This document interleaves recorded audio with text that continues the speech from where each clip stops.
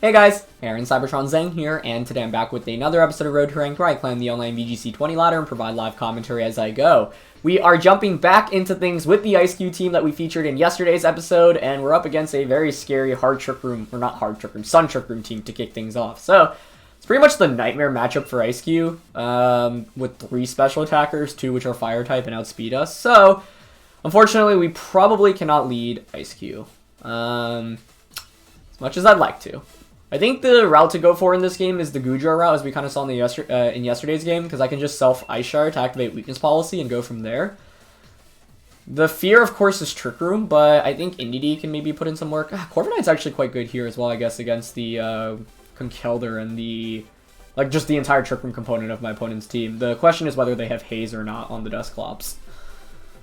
You would think Rotom would be good here too, but if Trick Room gets set up, I mean, with Sun being up too, it actually doesn't seem amazing. So I'm actually inclined to go with Corviknight and Indeedee.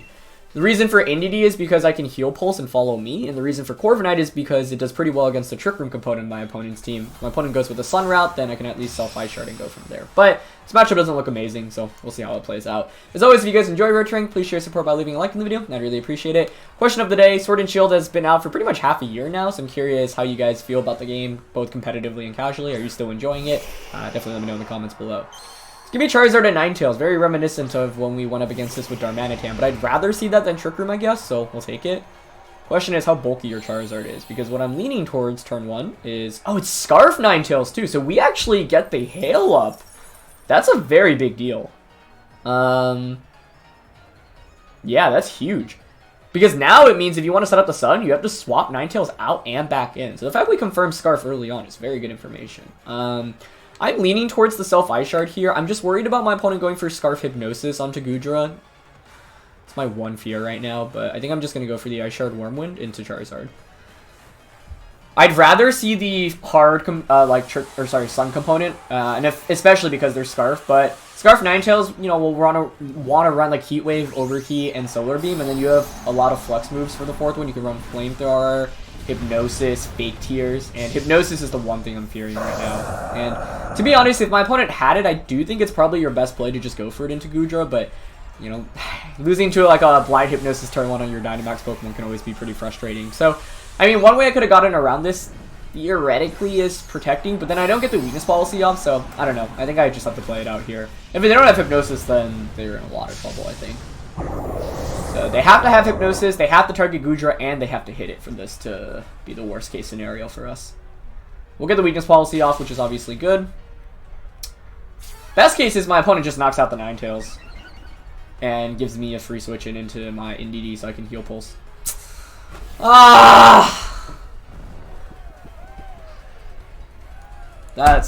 I mean, I get it. It's my opponent's best play, but it's still frustrating. Like, I don't have a better play to go for there myself, honestly, because if I protect, I don't get the Weakness Policy off. It's just frustrating because if you miss that, I think I just win the game turn 1, but given the lead, I think my opponent had to go for it, so I get it. But I don't think I had a better play to make there either. That's Pokemon for you.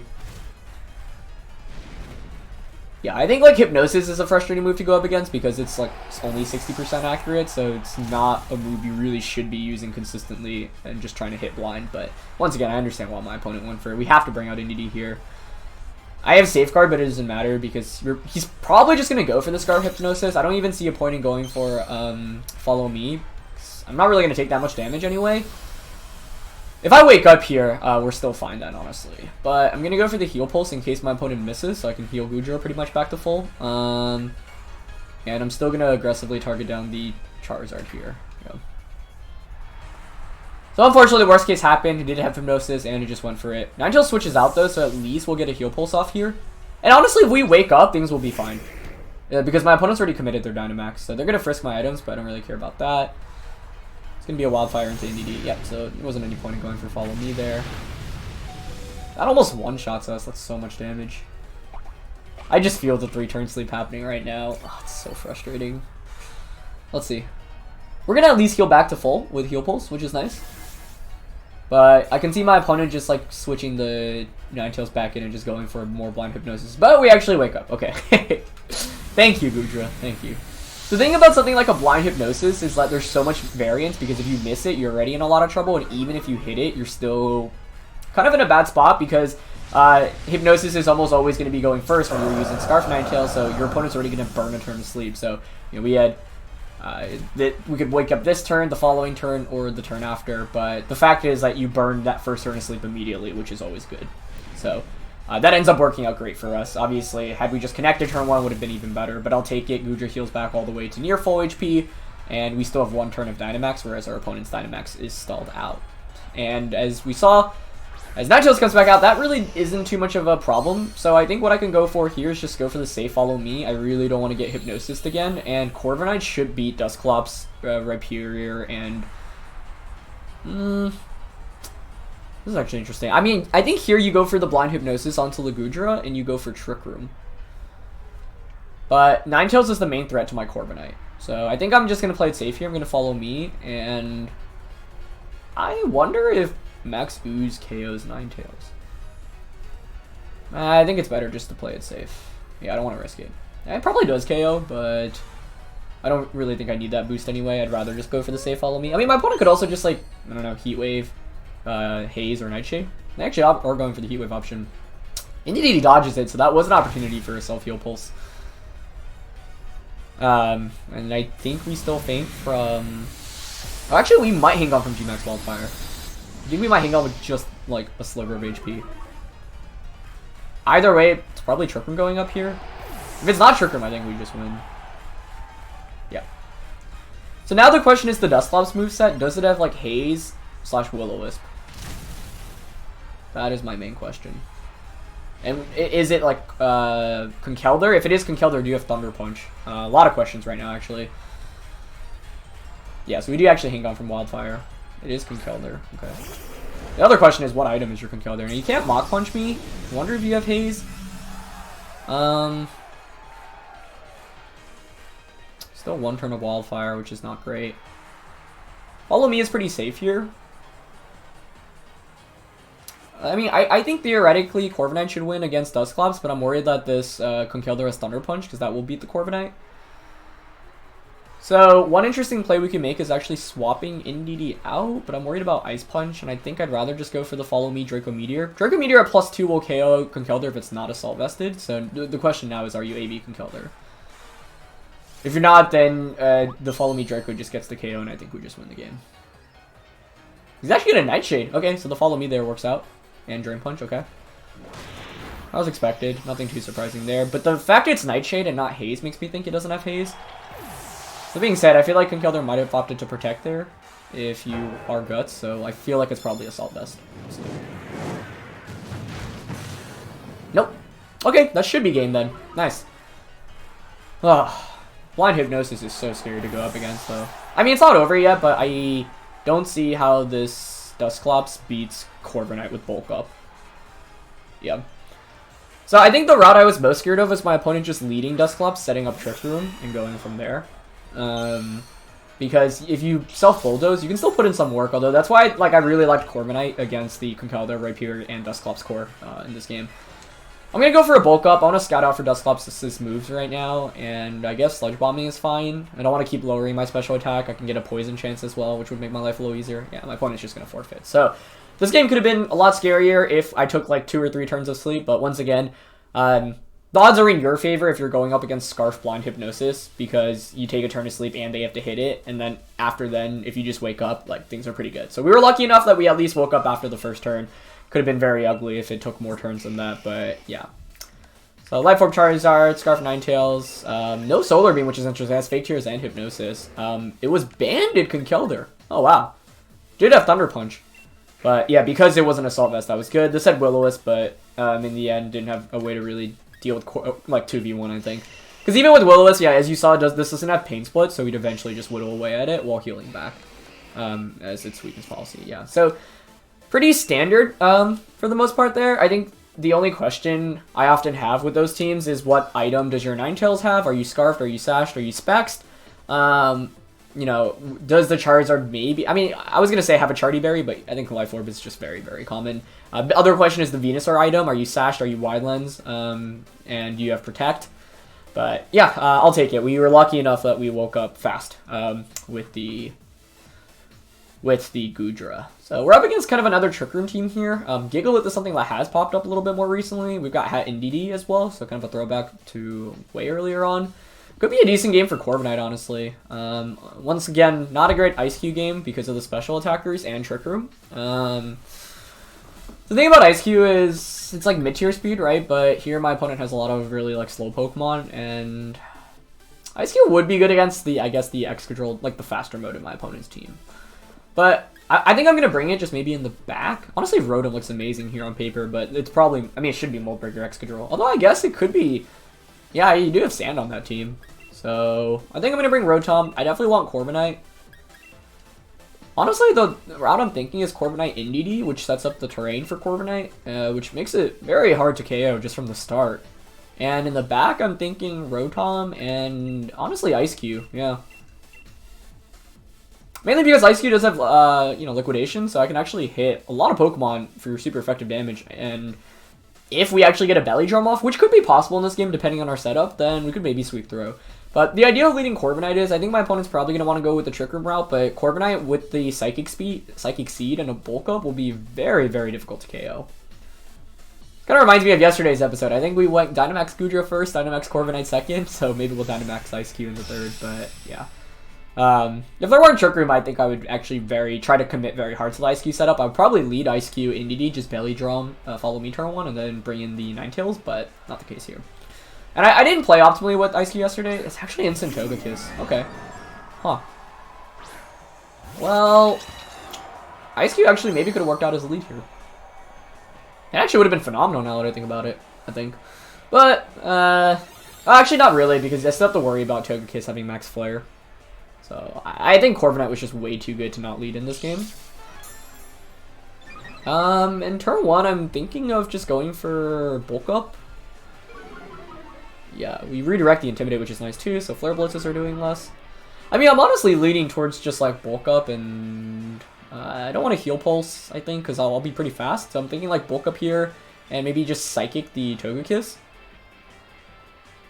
With, you could maybe double up onto the Indeedee right away, so I could swap out, but I definitely want to Bulk Up here.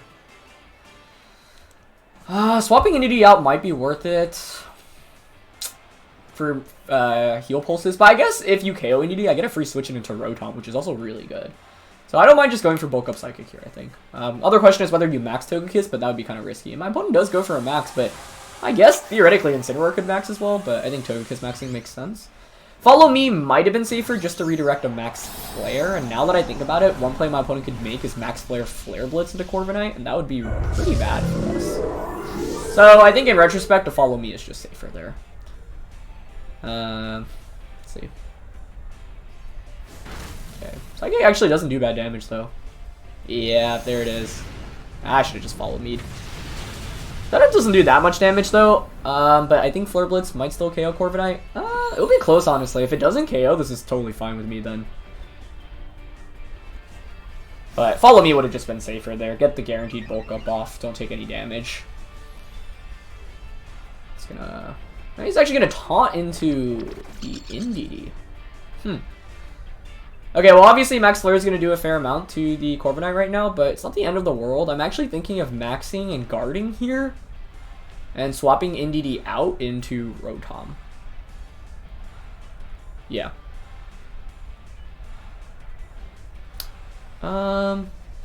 Sun is up, but I don't think another Flare will KO me.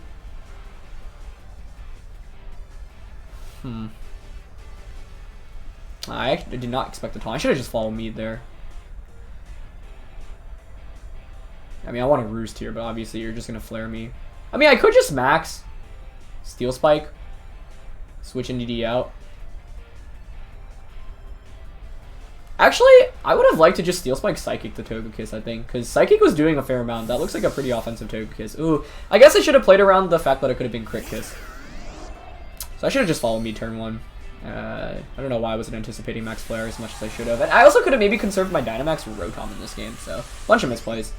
I think turn 1, the safest play is just to follow me and Bulk Up. Because then I don't take any damage. Indeedee doesn't even get KO'd.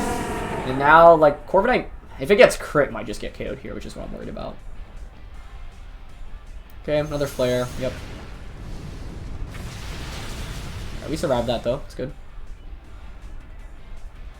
Yeah, I went for the Steel Spike, and it's not Babiri. I wonder if this KOs. I don't think it is, but yeah, unfortunately not. But Thunderbolt should KO that now. So the question is, did Instant double up into the Corviknight slot? We are at +2 defense, but Sun is up. We might survive this, but he's actually going to offer Parting Shot. Okay, not bad. So Corviknight actually sticks around for a little bit longer, which is good. And we have extra turns of Dynamax relative to my opponent.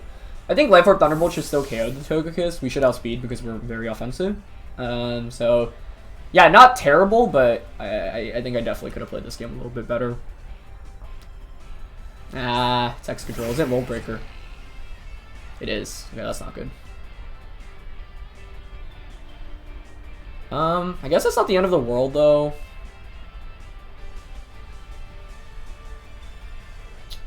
Let me think. I mean, you're probably going to flare into Corviknight again, and then you can Heat Wave the subsequent turn. So I want to Max Guard here, and... let me check how fast this Entity is. I don't know if it's faster than Togekiss, because if it is, I can Heal Pulse myself. It is fast, yeah. It's pretty fast. We outspeed Togekiss, I'm pretty sure. So what I might actually do here is Max Guard. I think I still want to switch out. This is like slightly risky because my opponent could read into the guard and double up onto the switch in. Actually, maybe I should have just sacrificed the Rotom. Now let her look at it. Corviknight just exerts so much pressure. Corviknight will win if we KO the... oh, Togekiss actually guards. Okay, I'll take that. I mean, it's probably still a ground type attack going into... oh, that's a problem. That is a problem. That was a nice play. That was a very nice play. Okay. Now, you shouldn't KO. The thing is that you'll probably KO the Indy, so I'm going to go for an Airstream here to KO the Togekiss. And it's probably Heat Wave, so I'm going to go for a Heal Pulse if somehow Indy can take a +2 attack from Excadrill, which it might be able to. Yep, he's going to Iron Head. If we survive this, that's huge. Ah, unfortunately not. Ah, now Heat Wave becomes single target too, doesn't it? Oh, it's Flamethrower too. Ah. Oh, we get crit. I think that might have mattered. That's actually a really, really big crit. But I actually don't think we would have been able to win this anyway with Rotom and Ice Cube. The Swords Dance Max Guard was really smart. I didn't have a super safe play around that. So, I made this game a lot harder for me just on turn 1. I should have just went for Follow Me. Taking all that extra damage with Corviknight early on was unnecessary, and I think I just got a little too greedy. So, should have just played a little safer there. I suppose it's actually not necessarily over. Let me think. Because I do have Ice Cube, right? You can miss also High Horsepower. How do I win this? If you miss High Horsepower and I get a Belly Drum off, there is potentially an opportunity. But I should have just gone for Follow Me turn 1. That was like that shows how like one small mistake can really just be such a big deal. But yeah, that explains. Oh, he has Earthquake. Yeah, okay, that'll be game then. So I wasn't sure. Like I said, I thought it was probably Mold Breaker, but as yeah, actually Mold Breaker even breaks through our Disguise here. But all I needed to do was play better in this Corviknight, so this was a good lesson on how to not play to your win conditions, and I just risked it turn 1. Mainly because, I mean, like, Flare Togekiss is falling out of popularity, so I was like, I think we're probably fine here, but obviously that wasn't the case. That crit was unfortunate, though. I feel like Corviknight should survive that +1 Spadef. It is in the sun, though, so I can't say for sure. Although, actually, now that I think of it, I mean, it's probably Crit Kiss, right? So this entire time, I should have just been playing around Crit Kiss, and it's funny because now I've conditioned myself to not get used to critical hits from Togekiss because so many people aren't running Crit Kiss anymore. But yeah, I think like because of the like threat of Crit Kiss to begin with, I didn't play to my win conditions well enough. Like a Follow Me just would have been way better turn 1 of that game. And we also could have maybe Dynamaxed the Rotom as well instead of Dynamaxing the Corviknight. That being said, Dynamax Rotom would still lose to Excadrill. So I think Corviknight was the win con. I just didn't play well enough around it. And Ice Cube unfortunately just wasn't able to do anything there. This is one really interesting Trick Room team. Musharna, which I haven't really seen in a very long time. Huh. Question is, can we deny Trick Room? Answer, potentially. We do have Max Darkness on this Rotom, right? With Life Orb. So, I think an attack from Musharna or Rotom plus any other support should be able to pick up a KO. Now, what I'm worried about is Venusaur, like Torkoal Venusaur just outright as a lead. That's my one fear. Part of me wants to go Rotom Ice Cube. Depending on what my opponent leads, like we could even Belly Drum. I think Ice Cube's probably better in the back though. Let's play this a little bit smarter. Okay, I'm gonna go Rotom and Corviknight. I think with Goodra's not bad here, but it's also not amazing. I'm gonna try out Indeedee and Ice Cube in the back here. Ninetales might have been good, but the thing is that I'm not going for a weakness policy activation. I don't necessarily need Ice Cube to even outspeed my opponent's stuff. So self-Ice Sharding wouldn't even be amazing. And I think it looks pretty Trick Room oriented. That being said, there is the Sun. I should have maybe brought Ninetales solely for the Torkoal Venusaur potential lead. But it's Musharna Lapras, which I'll take. So I think here I'm just going to Dynamax Rotom and just go for Brave Bird Max Darkness to try to KO Musharna. Now what I'm worried about is if it has a Colbur Berry, but this is our best chance, I think. Yeah. If we KO Musharna, Trick Room doesn't go up, this is going to be a mighty fine start, because we also get a special defense drop through the Max Darkness. And I think Lapras probably maxes here and goes for G-Max Resonance. We could have even just gone for Brave Bird Max Lightning onto the Lapras, but without knowing its spread, and with the threat of it potentially being weakness policy, I didn't want to go for that. I'd rather target Musharna. Musharnas are less likely to carry Protect because they're a Trick Room user, I would say. Normally want a lot of utility, but even if it protects her, it's not the end of the world because we get a special defense drop through Max Darkness. And if it did have a berry, we'd, consume the berry. So the big question is, are you... The thing with all Trick Room users in this metagame is, do you run Cobra Berry or Cassib Berry? Because, Dark and Ghost are both so prevalent, but, Dragapult is, the #1 threat to go up against, so a lot of people run Cassib before Dragapults. And there is no Cobra Berry, which is a good start. Okay, good. A lot of damage. I'm worried that a Citrus Berry heals that back up right now so that I don't KO it with Brave Bird, so we'll see. Do you have Citrus Berry? Okay, Life Orb. No. Okay, good. Yeah, we just needed to deny Trick Room in this matchup, so that's why I had to, I think, Dynamax the Rotom. Okay, so we can have Musharna. Let's see. G-Max Resonance. Yeah, probably into Corviknight, but that's fine. I can just roost off that damage. Nice.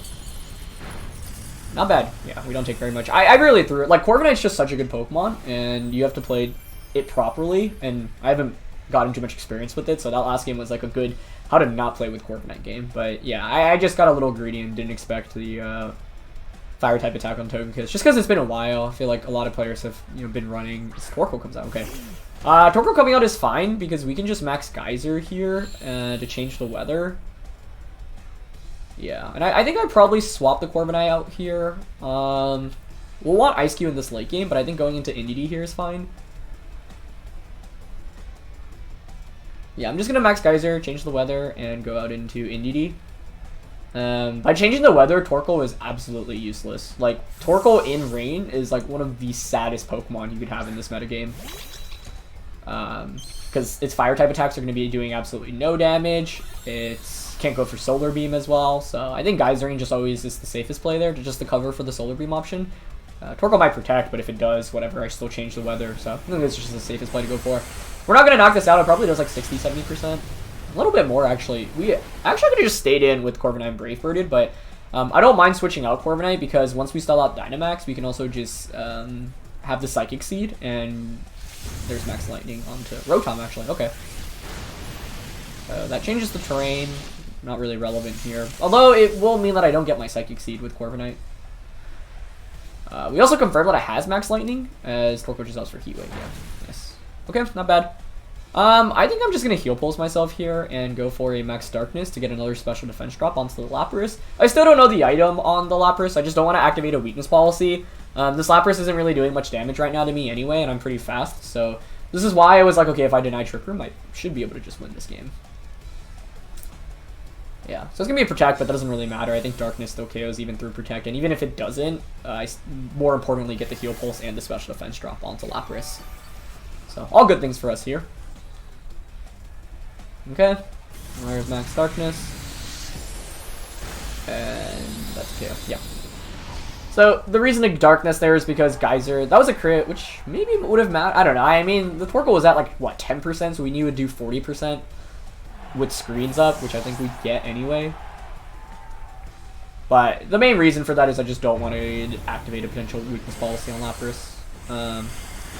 Geyser does not KO NED either, so pretty much a perfect game so far for us, I would say. I'm not sure I would have really played anything too differently. And this is the downside when you don't get to activate, or you don't get Trick Room up and your team is relatively slow. That being said, this game isn't over yet, so we should still be cautious, because this Lapras could 1v4 us right now, I think, potentially. So, don't want to get too ahead of ourselves yet. That being said, Dynamax has ended on both ends, and the Lapras is at -2 special defense. Let's see, there's 3 turns of rain left. Knowing how many turns of rain and terrain are important just because of the fact that we do have the Corviknight in the back, but I'm thinking just Thunderbolting Lapras here and Follow Me is pretty safe because Lapras has to attack before Conkeldurr. Honestly, Thunderbolt, like, yeah, screens are up, but this is Life Orb Thunderbolt against -2 special defense Lapras. I think this might just KO. Let's see. Beautiful. Yeah, so it's exactly why we went for the Max Darkness there, and now we should just win against Conkeldurr. Not bad. Just Rock Slide, but that makes sense. Yeah. I mean, what would have made a little bit more sense was, I guess, KO NED, and then you get a Drain Punch off against Rotom, but maybe my opponent didn't have, like, Hydro Pump. I'm just going to Thunderbolt and Psychic now. Actually, the smart play is to switch out NED, but, I mean, we have Corviknight in the back. There's no way we can lose this at this point, so it doesn't matter, yeah. Can play this out in infinite different number of ways and win. Wondering if it's Assault Vest then, because it has Rock Slide. I want to say, yep, that should be AV based on that damage output. So you probably Drain Punch us here, but looks like we crit the Thunderbolt anyway. Okay, nice. With Corviknight and Ice Cube in the back, this was always going to be a win, I think. But yeah. Main thing in this game is my opponent's team was slow. Looks like it was pretty Trick Room oriented. There was only one Trick Room user, no Fake Out, no Follow Me. So KO the Trick Room user, you have the speed advantage, and that makes it a lot easier. But it's been a relatively fast episode today, so I think I'm going to play a 4th game. So let's see how things go. Alright, getting into our last match of the day. What in the world are we up against? Okay. Umbreon, Drapion, Leafeon. I see a trend here. But the others aren't Eons. They're Dracovish, Charizard, and Corviknight. I have no idea what the synergies are on this team other than potential Max Flare to activate Chlorophyll Leafeon? Huh. I'd really like to bring Ice Cube here. It's just, once again, the threat of Charizard makes it so hard. I think the safe approach in this game is to go probably Goodra. I mean, Goodra's just too good. Yeah, I think we probably max Goodra again in this one and then go for Ice Cube in the back. I think that seems fine to me. So, like, Ninetales, Goodra, Ice Cube. And honestly, I kind of like NED because I think Ice Cube can put in some work in this late game, so NED helps support the Ice Cube a little bit more. I don't necessarily need Rotom or Corviknight here.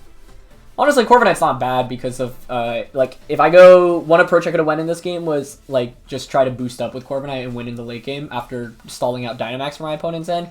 In my opinion, they probably Dynamax the Charizard, maybe the Corviknight on their end. I guess the problem in what I'm bringing is that I am pretty weak to Corviknight, but I do have Self-Ice Shard Max Flare for that, so it's not the end of the world. Either way, I'm very excited to just see what my opponent's team even does here, because I have no idea what it does.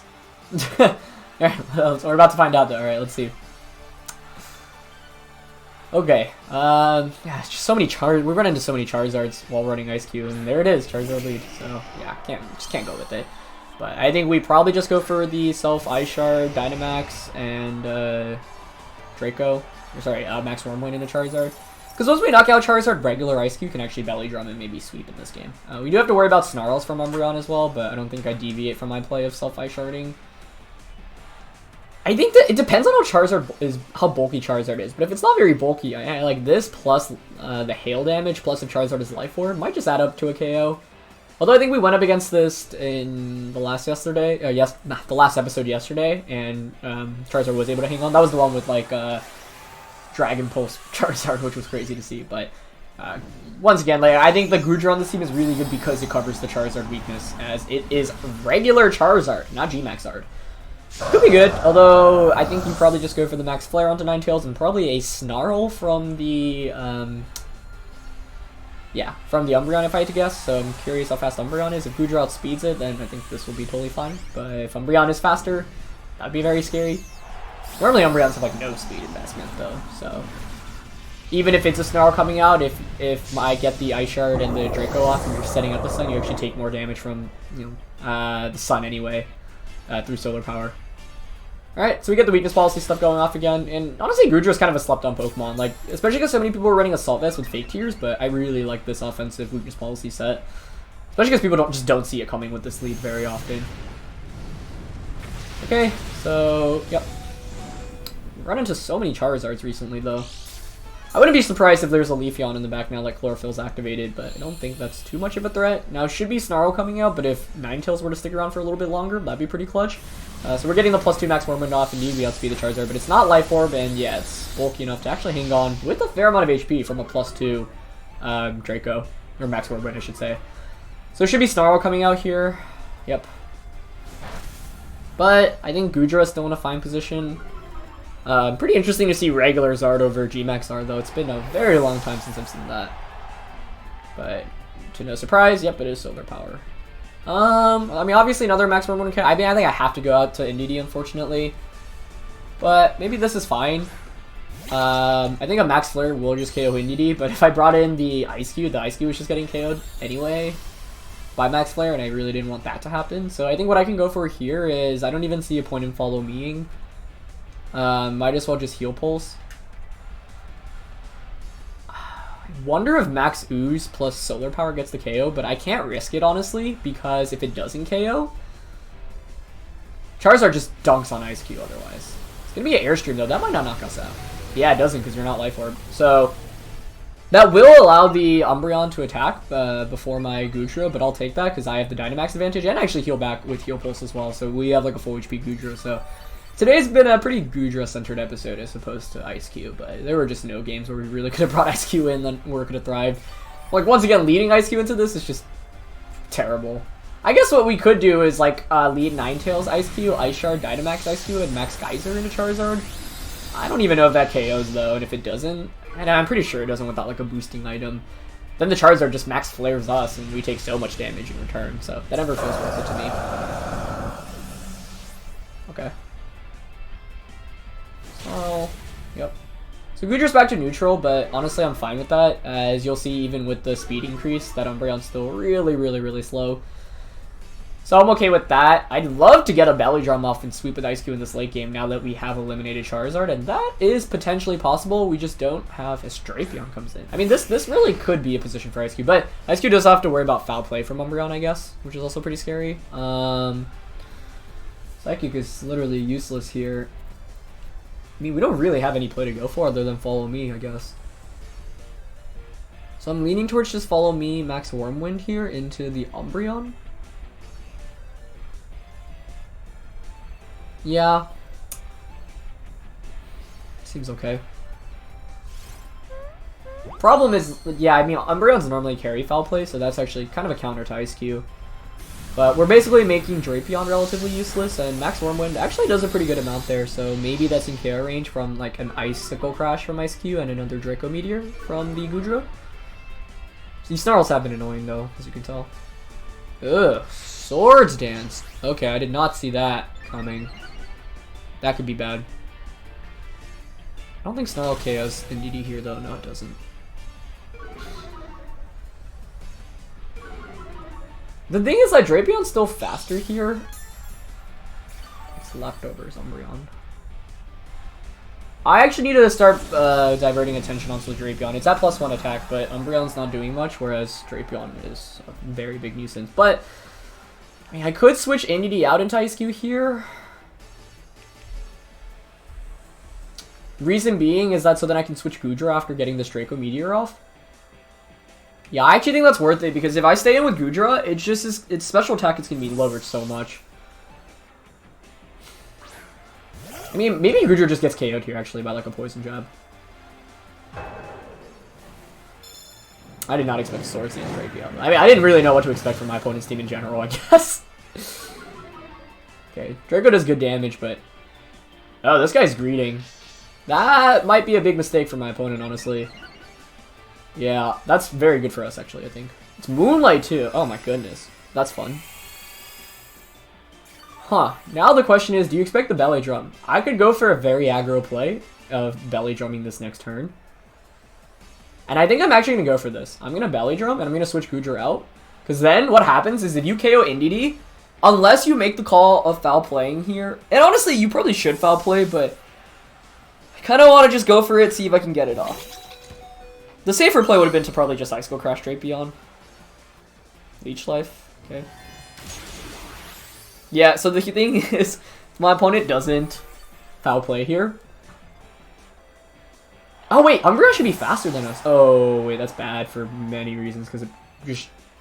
Oh, okay, it just yawns. So Yawn, Snarl, Moonlight, you would expect foul play as the last one. So now the question is, do you foul play this next turn? Yeah, I forgot the Umbreon outsped us.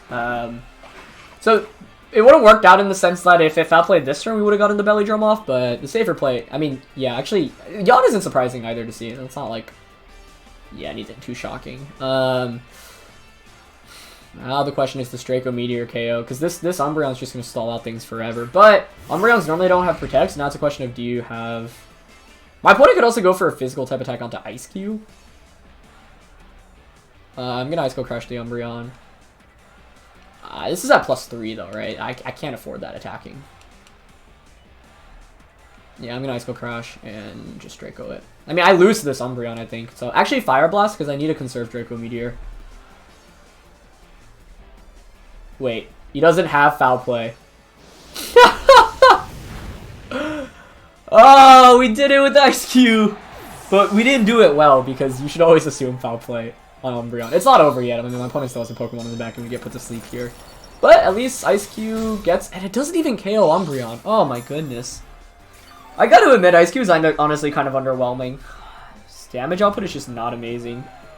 But I think Goodra has a pretty good matchup against everything in the back. Baby Doll Eyes is actually really interesting. Throwback to the WBE, man. So my read of Umbreon not having foul play was correct. It's Corviknight as the last one, which we do have Fire Blast for.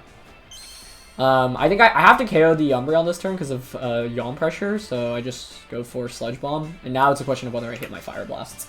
At least Ice Cube was able to set up in this game, but... Just so many special attackers we're going up against. It's just very hard to lead with it.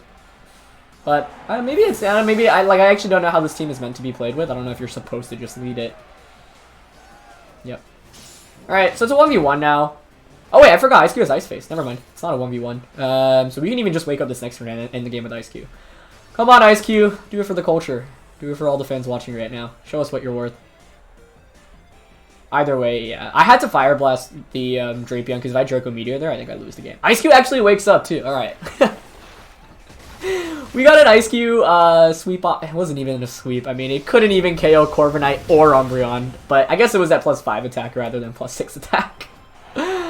Either way. Yeah, I think if anything, this game highlights how you don't necessarily need to just sweep through with Ice Cube as a lead. In fact, I think it's very, very difficult to just get a full Ice Cube sweep, so you need to find games where it can thrive in. This game, not the best for it. Actually, maybe someone can let me know in the comments below whether foul play breaks your Ice Body or not. If it does, then Belly Drumming is actually pretty safe, but you should always assume Umbreon has foul play, so for that reason, like, I'm not happy about how I approach this game at all. So, but I really wanted to bring Ice Cube and see what it could do. That being said, when I saw Umbreon in Team Preview, I actually should have assessed the fact that it probably has foul play, which makes me not want to bring Ice Cube more, but yeah, in the end, we were able to bring the Ice Cube and do something with it, so I guess I'll take it.